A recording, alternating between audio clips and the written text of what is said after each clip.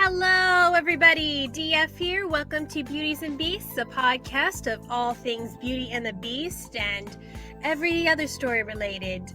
If there's a beauty, if there's a beast, I'm going to talk about it, whether it's romantic, platonic, or familial, anything having to do with the fairy tale or similar themes. I hope you are all staying safe and healthy and not planning on going to the beach despite government warnings. Seriously, it's like Jaws in reverse, only it's the vacationers who are the idiots instead of the mayor. Alright, so last week we analyzed a Beauty and the Beast couple involving two quote-unquote beasts in the sense that they were both animals, just a different species. And I'll be looking a little bit further into an interspecies pairing this week. A common theme whenever we have an interspecies couple is that one tends to be a carnivore, the other herbivore, to make the pairing a bit more complicated. As an allegory to interracial romances where one race, or in this case species, is seen as more beastly than the other. In Beastar's case, that was with a wolf and a rabbit. And a rabbit seems to be a favorite pick as whenever we have an interspecies couple. And, this being the selected herbivore female. And this was the same as in a pairing by Disney in their take on a utopian anthropomorphic society. The best animated film of 2016, Zootopia. Get it? Zootopia, Utopia, Zoo, or rather Zootropolis in the UK, though it's not as thematic a title, though apparently this is because there's an amusement park called Zootopia in UK, and that was not to cause any confusion. Okay, so here's a major spoiler warning for the movie Zootopia. If you have not seen it yet, I'm pretty sure you can see it on Disney Plus if you have it. Alright, so people draw a lot of parallels between the anime Beastars and Zootopia, and, well, it's hard to determine really who came up with the idea first because the manga came out the same year that the movie Zootopia came out. And there are similarities thematic-wise, but there are crucial differences. For one thing, the Disney movie is a lot more lighthearted, though it was originally intended to be darker and much more dystopian, kind of like how Beastars is extremely dark. And for one thing, Nick Wilde, the fox, was the original protagonist before it was switched to the rabbit Judy Hopps. And in the earlier version of Zootopia, carnivores wore shock collars to keep their emotions in check, even when they were just a little bit excited. But this was changed because one thing, it was much too depressing, and they wanted to go for a little more optimistic perspective. And it made it so that the racism in the world was a lot more subtle, which I think really depicts the world we have today a lot better, but more on that later. For now, I would like to thank my $5 plus patrons, Anime Guy 1101, Tyrannosaurus Venom, and my new Dragon Princess patron, Dead as a Doe, who has just started donating $15 a month to this podcast. So thank you, all of you, especially in this trying time, for your generosity. Thank you very much. And my patron Anime Guy 1101 right now says, a world of anthropomorphic animals isn't new. Both coming up with similar stories for Beastars and Zootopia isn't surprising to me. That's right. It's definitely nothing new. Animals actually have been used as to represent human nature for, well, as far back as ancient Greece with Aesop's fables. I mean, tortoise and the hare. The tortoise, depicting the guy who takes it slow and steady, and the hare who is that person who is always in a rush and not really paying attention to what needs to be done. And you too can become a patron today. Just if you're listening on Podbean after the fact, click that green button in the right-hand corner of the screen. If you're listening on YouTube, follow the link in the description below. Or if you're listening live right now, click that gift button on the app. We are currently at $66 a month, just $34 away from the $100 a month goal. Or you can go buy my merchandise on Redbubble. We now have face masks available, I am very proud to say. The very popular ones that I've been selling is the one with the slogan, "True beauty comes from the kindness you show unto others," and many of the pride flags we have available. I have the gay pride flags, lesbian, ace, demi, etc., etc. Oh, I'm not doing call-ins because I've been having issues with the call-ins, and Podbean has to fix it. So sorry about that. So yeah, we now have face masks available on Redbubble, and for every mask sold, Redbubble will donate a mask to Heart to Heart International. Quick disclaimer, these masks are for general public use only and not intended for a medical setting, so if you're working in a hospital, you might want something a bit sturdier. It's better for when you're going to the grocery store to run your errands. Just because all of you have to wear a mask doesn't mean you can't stand out with the fancy design. Just go to my Redbubble shop, DisneyFanatic23.redbubble.com. That's DisneyFanatic23.redbubble.com. $10 plus patrons, because you have been so extra generous, I'm offering you a complimentary mask if you want it. Any of my designs that I have available. If I haven't already talked to you on this, message me later and we'll work out which mask you want delivered. Note that it will take a while. I'm sorry about that. I'm talking about the shipping. Okay, on a side note, lots of people out there need extra support, and so I've been donating to charities providing aid for Corona, from the International Rescue Committee, Feeding America, No Kid Hungry. And I really recommend that you check some of these charities out too, especially on Giving Tuesday, where donations are matched to bigger donations from big companies and multiplied, so you'll be helping a lot more people if you donate on Giving Tuesday. Also, I'd like to announce a new patron tier, a little in between the $1 and $5 a month tiers. This one, the one I call the Grim Reader tier, the $3 a month.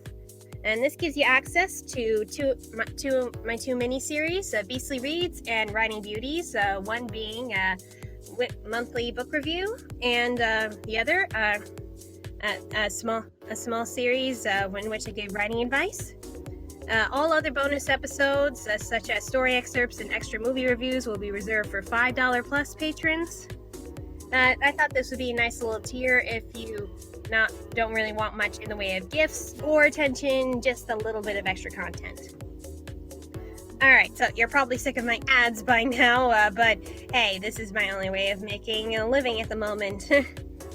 And remember, if you want your question or comment read aloud in the stream, minimum is 5 gold beans unless you are a patron.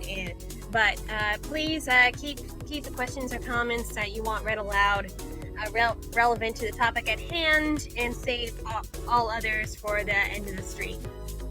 Oh, and our first donation of 30 gold beans. Wow, thank you. Let's get in with the shipping. Woo! That's from BellaPinkSavage. Yep. This movie has some shipping. Sorry, there's this really annoying pop-up right now that won't go away. Alright, so the world of Zootopia is a world of anthropomorphic mammals living in modern life, evolved from their mammal ancestors. Unlike in Beastars, they are all mammals, so carnivores, or rather predators as they're called, can get their protein from fish and birds, who are not sentient in this world. This is not really stated in the movie explicitly, but this is trivia from IMDb. Yeah, in case you haven't noticed, I'm one of those people who always reads trivia after I've watched the movie, even if I hated it. This wasn't the case. I love the movie. So, prey and predators live in relative harmony, especially in Zootopia, where anyone could be anything. At least according to the school pageant of one young Judy Hopps, a bunny from a very large carrot farming family. And I mean very large because they are bunnies. I honestly don't know how they keep up with the grocery bills. Anyway, young Judy wants to be a police officer someday, even though there has never been a bunny cop. She is determined to be the first. Even if some other mammals, like her parents and a mean old fox bully named Gideon Gray, tell her that it's impossible. Years go by, Judy enrolls in the police academy, and though it's tough, she graduates at the top of her class and is assigned to Precinct 1 in the heart of Zootopia. Her parents send her off and warn her about the foxes, and she takes a can of fox repellent from them just to ease her worry. And yet she ends up carrying this throughout the entire movie. This is important later. So, from day one, Judy is given parking duty. And I'll say, to be fair, isn't this a job given to all rookies? I don't know why she makes a big deal out of this. And Judy protests that she's not some token bunny. And the chief, Bogo, tells her to write 100 tickets by the end of the day. She puts a positive spin on it and vows to write 200 tickets before noon, which she does thanks to her rapid speed and hearing. On ticket 201, she spies a fox acting rather shifty. Suspicious, she follows him into an elephant-run ice cream shop.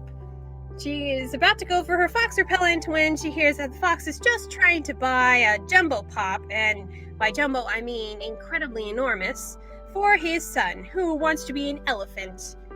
But the elephant clerk refuses to serve him because he's a fox, and foxes are known to be sly. Judy steps in and points out the health code violation and ends up buying the giant popsicle because the fox lost his wallet. He introduces himself as Nick Wilde and thanks her. A couple hours later, Judy sees Nick's baby boy driving a truck, which is very suspicious, and follows them. And it turns out that he and his son, who's really an adult fennec fox that is very short, bought the giant popsicle so they could melt it and refreeze it into several smaller popsicles in the shape of paws. Then sell the used popsicle sticks as lumber and pass them off as redwood for the roading construction workers. And let me just point out how intricately detailed this plot is that I got a cramp writing these notes. Yeah, I have a lot of notes here. Okay. Judy tries to arrest Nick, but he has permits and hasn't done anything technically illegal. And he tells her he's a sly fox, she's a dumb bunny, and that she will never be a real cop. So, going back to her job, everyone yells at her for the tickets because nobody takes responsibility for their own actions. This is from someone in customer service. No one ever takes responsibility for their own actions. They always blame the person who gives them the ticket or tells them that they can't do that. Yeah, okay. So, then a flower shop is robbed, and Judy, seizing her chance, chases the literal weasel through Little Rodentia, saving a shrew lady from a giant donut and catching the thief who stole what Chief calls turnips. But Judy corrects him that they are Mignic Campum Hollysius. I wouldn't be trying to say this if it wasn't important for later. Chief Bogo berates Judy for leaving her post, saying, "Life isn't some cartoon musical where all your dreams magically come true, so let it go." You really gotta love how Disney's not afraid to make fun of itself. And then a Mrs. Otterton bursts into the office demanding that her husband, one of the 14 missing mammals, all predators, be found. And Judy vows to find him. Bogo almost fires Judy on the spot for her insubordination until Assistant Mayor Bellwether, a sheep, commends him for upholding Mayor Lionheart's Mammal Inclusion Act, telling Judy, us little guys have to stick together. Not wanting to disappoint the mayor, Bogo gives Judy 48 hours to solve the case, or have her quit the force. And Judy accepts the deal. Unfortunately, not being in the police system yet, all she has to go on is a traffic cam pic of Mr. Otterton eating a popsicle, leading her to Nick Wilde. Oh, this is my favorite part. When Nick refuses to cooperate, Judy boots his stroller and puts him under arrest for felony tax evasion, having used a carrot pen tape recorder to record him saying his actual annual income when he had filed zero income on his tax files. Yeah, just straight up blackmailing him to get help. It's called a hustle, sweetheart. Yeah, as BellaPinkSavage says, with her donation of 30 gold beans, Judy is a frickin' boss. And yeah, she is totally awesome. Bit of a dirty cop, but an awesome character. So Nick reluctantly agrees, but decides to have some fun with her. And he takes her to where he had seen Mr. Otterton go, which is a naturalist club where all the animals are naked. Okay, look, Disney, if you're gonna have a scene like this, at least use the right word for it. It's naturist, not naturalist. Naturist, okay? Yeah, that's the right word for it. You got it wrong, I'm sorry. Despite Judy getting uncomfy, they find out that the plate number of the car Mr. Otterton had left in. But Judy can't run the plate because she's not in the system yet. However, Nick knows a guy at the DMV, and they're all sloths. Honestly, best joke in the entire movie. So his sloth friend, Flash, takes forever to run the plate, and Nick makes it worse by telling him a joke and getting him to repeat it to himself and to his co-worker. Well, anyway, they find out that the plate was from a rented limo in Tundra Town, the frozen neighborhood of Zootopia. But it's already night, and the place is closed. Judy accuses Nick for wasting the day on purpose, and he reminds her that he did his part, so he demands for the recording. And she throws the pen over the fence for the rental place, and he goes to get it. And she just ends up already being there on the other side, and she goes, "The thing is, I'm allowed to enter a place if I have probable cause, and I thought I saw a shifty lowlife climbing the fence." Okay, she is slicker than that fox, let me tell you. No, but seriously, this cop bends the rules a lot. She actually could have gotten arrested herself. The limo with the plate number is a wreck on the inside, like a struggle had happened. So Judy assumes that the otter was attacked. And it turns out that the limo belongs to a mob boss by the name of Mr. Big, whose thugs then show up as they are snooping through the limo. And Nick apparently had once sold Mr. Big a rug made from the fur of a skunk's butt. Oh boy, so he got himself into a pretty stinky situation. Yeah, that was lame. And Mr. Big ends up being a tiny shrew. I know most people laugh over the Godfather reference, but I laugh more over the Rocky and Bullwinkle reference, with Mr. Big being not so big. More people need to watch the classics. And just when they are about to get iced, Mr. Big's daughter comes in her wedding dress for the daddy-daughter dance. Like, "Daddy, no icing anyone at my wedding!" And then she recognizes Judy, who had saved her from the giant donut the other day. So Mr. Big spares them both, much to Nick's shock. Mr. Big then explains that he didn't hurt Mr. Otterton. He is his florist, like one in the family. And he had sent the limo to pick him up, but then Mr. Otterton had gone crazy and attacked the driver. So they go talk to the driver to find out where Mr. Otterton had gone in his craze in the Rainforest District. And the panther is scared out of his mind, and he has an injured eye over the incident, screaming about the night howlers, whatever that means. Then he himself suddenly goes crazy and chases Nick and Judy through the jungle. And she requests backup, and she and Nick end up escaping, hanging upside down in vines when the cops show up. And the crazy panther is gone, and not looking good for them. Chief Bogo chalks it up to that any big predator would have looked savage to a tiny bunny, and he doesn't trust a fox as a witness. He asks for her badge right on the spot, as she had failed to solve the case like agreed.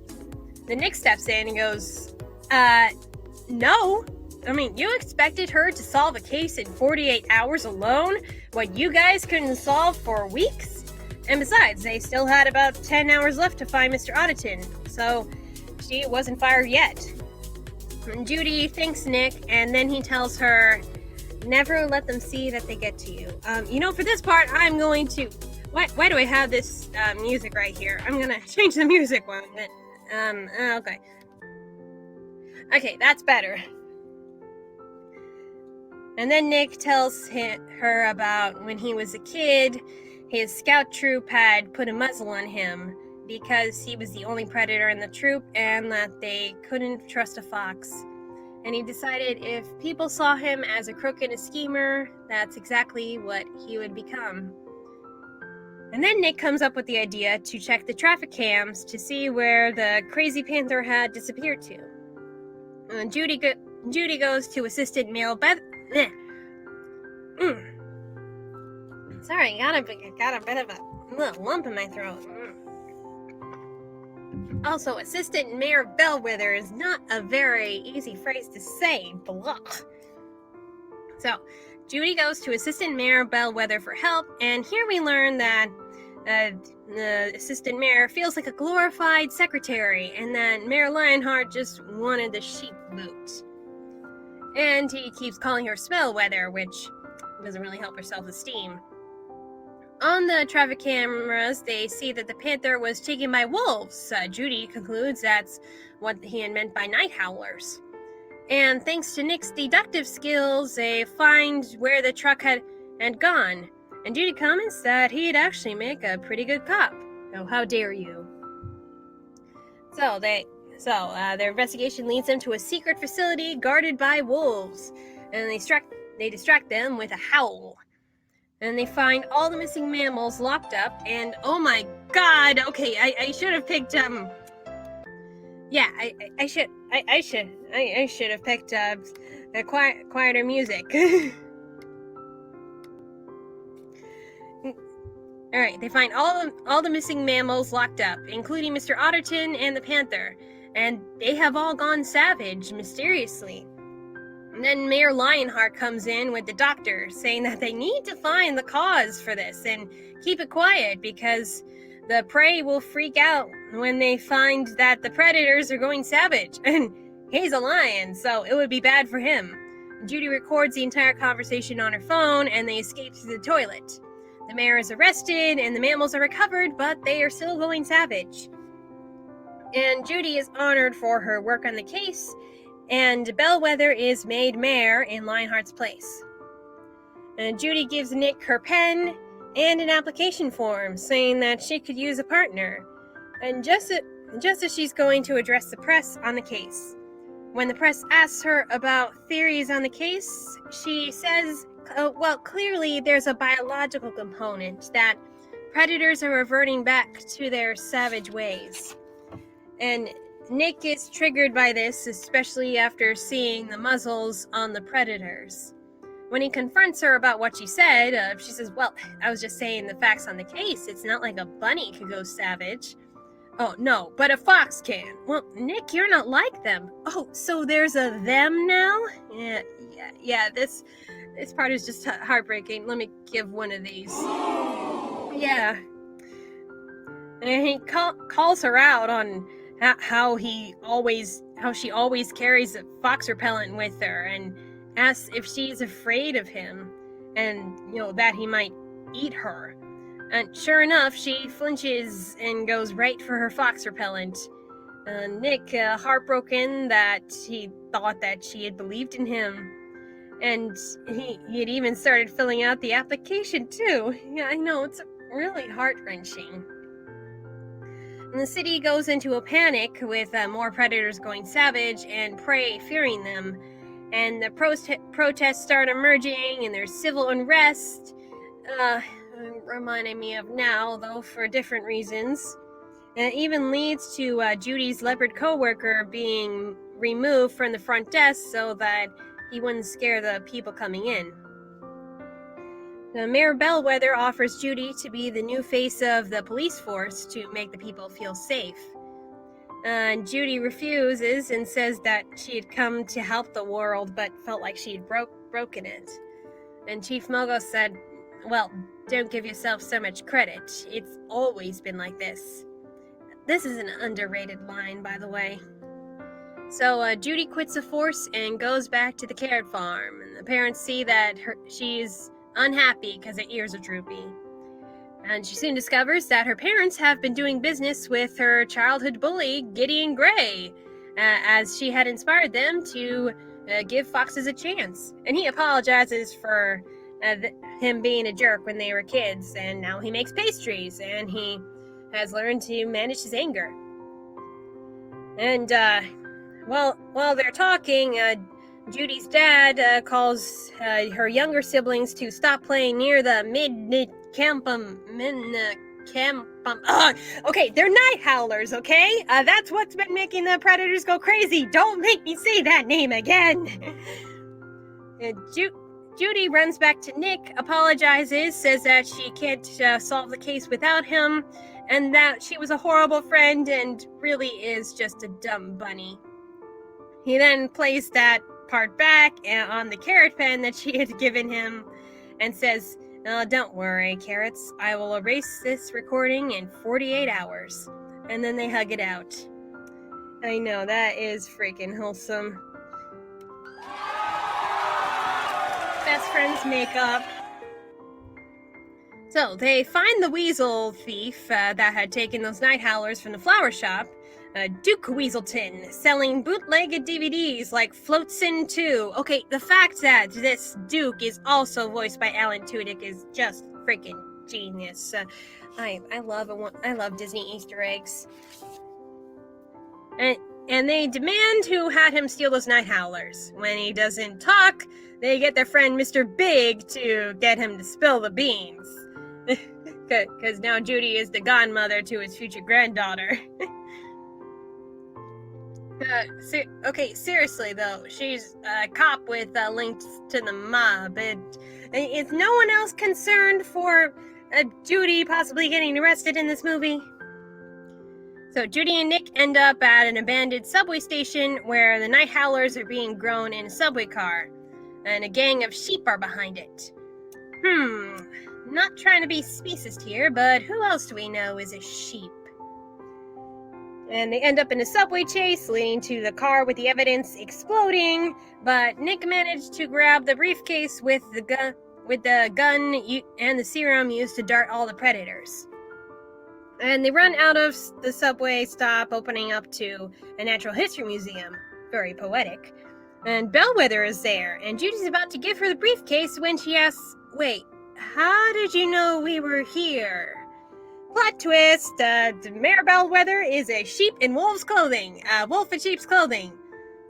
Point is, Disney's making more of an effort to hide their villains.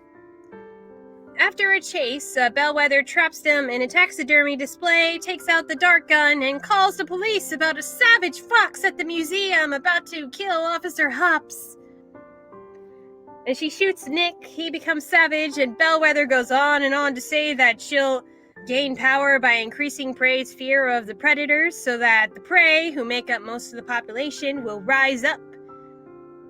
And then it turns out Nick had only been pretending to go savage, as they had switched the pellets for blueberries. And that they had been recording Mayor Bellwether's whole evil monologue. Thank that carrot pen.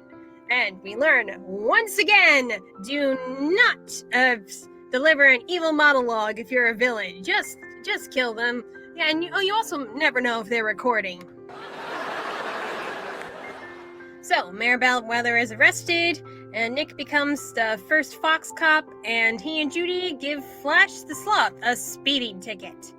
Man, the script is brilliant. Movie totally deserved the Oscar that year, though Moana was pretty close. I mean, that was a movie about a strong female heroine who goes out on a mission with the help of a narcissistic guy who who has a pretty depressing past, and then tries to overcome his own narcissism, and then learns that his female partner is actually pretty good at what she does. And oh, wait a minute, am I sensing a pattern here? Yeah, because they also weren't a romantic pairing. Huh. Anyway. So yeah, unlike Beastars, this wasn't a romance. Even though Nick and Judy made the Watch Mojo list of couples that should have gotten together in their movies. And it's inspired lots of fan fiction, which I have read, and some of them are really, really good. Even one called Bunny and the Beast, taking inspiration from Disney's Beauty and the Beast while still keeping within the world. I forget who wrote that, but I remembered enjoying that one. I thought it was a good take on the story. They made that creative by making Mr. Big the one that Judy's father had made a deal with, and then Judy just goes to take his place and work there, and Nick is the one of Mr. Big's bodyguards. So I thought that was very interesting. Alright, so Anime Guy 1101 says, having caught up on the Beastars manga since last time, I can see more comparisons that fans have made. Yeah, but I don't really want to spoil it too much for people who are probably still reading the manga, or they want to watch the next season when it comes out. But yeah, while romance is not always necessary, there is a reason a lot of people want Nick and Judy to become something more. Now for one thing, it's the next logical step. We've already seen in that movie how complicated an interracial friendship is, especially when in that world they are bred to be natural enemies. And BellaPinkSavage, with the gift of how many gold means is that? Oh, anyway, says there's a fan sequel audio project called Return to Zootopia. I think you should all check it out. It really tackles the shipping. Okay, we'll be sure to. Yeah, but I think the next logical step is romance, because what is more forbidden or complicated than an interracial friendship, but an interracial romance? Because that's still suffering for problems today. Like there are still people who try to use the law to bar people of different races from getting together. But aside from that, Judy and Nick, their overall dynamic, how well they work together and play off of each other, it's just so charming. And both of them think outside of the box. Both are underestimated because of their species, and they have suffered through childhood trauma. The difference is that Judy had worked to prove her bullies and all those naysayers wrong, while Nick had just given up on his dreams, and he went with the image that had been painted for him. They have their flaws. Judy has her own internal prejudice against foxes due to a fox who had bullied her, and she tries to deny it even to herself, but it's there, representing people who are not openly racist but still are without really knowing it themselves. In Judy's case, it was based on her experience versus social conditioning, and it becomes a hindrance in her friendship with Nick. On the other end, from his experience, he doesn't believe anyone could go against others' expectations because no one believed he could, which is why he is so hard on Judy at first. But after seeing what she is capable of, he takes a stand for her, and because she gains faith in him, he starts gaining faith in himself. But, people want them to become a romance, and if a sequel comes out, it seems like a logical step. I want to know how this world would react to an interspecies couple, but I guess that's what Beastars is for. I will say, Disney is not really confident with interspecies couples as I've seen in the past. That's really more a DreamWorks memo. Now, I want to talk about the movie as a whole. Unlike Beastars, this anthropomorphic world serves as... unlike, what am I saying? Like Beastars, an anthropomorphic animal world serves as an allegory for human society. Just as Aesop has used animals and fables to represent certain types of humans, you remember in other fairy tales like Red Riding Hood, a wolf is used as a predator for children, and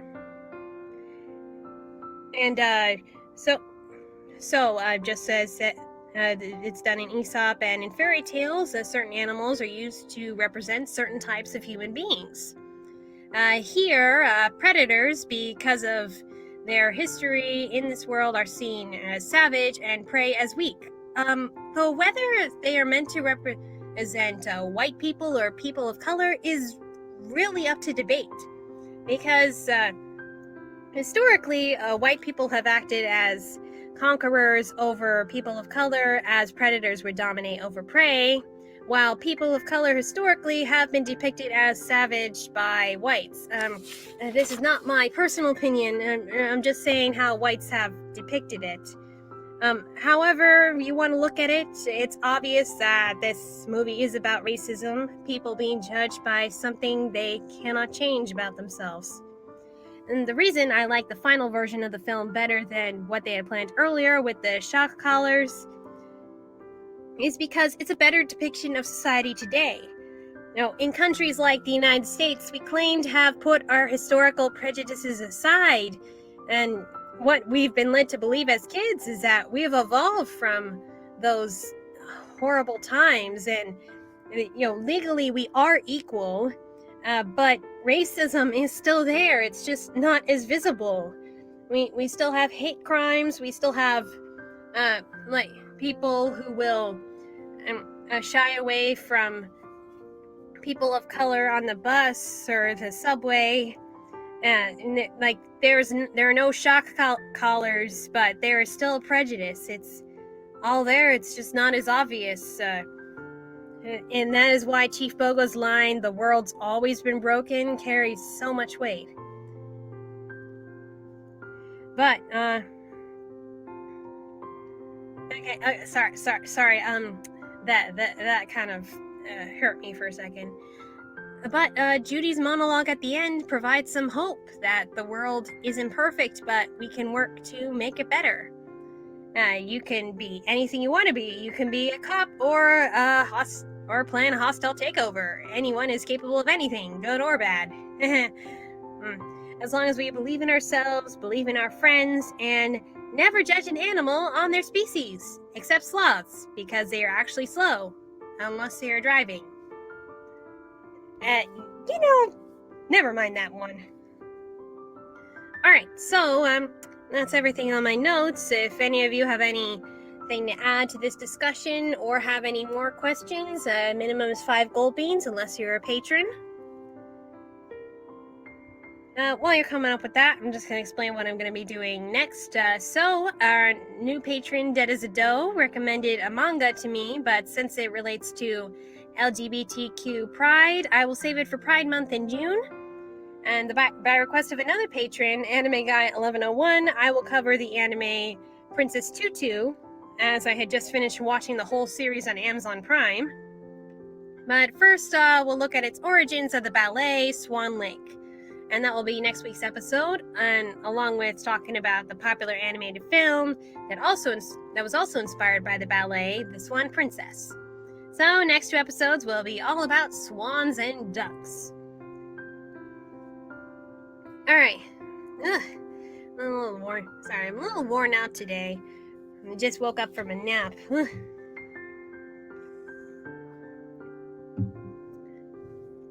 Alright, so, any last minute questions or comments? Alright.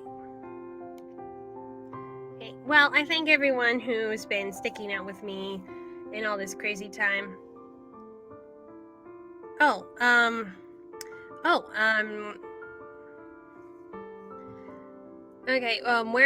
BellaPinkSavage sends a donation. Here's a fun question. What would your fursona be? Like if I was a furry? Yeah, I've never really given it much thought. I didn't know. I guess I'd still be a pony.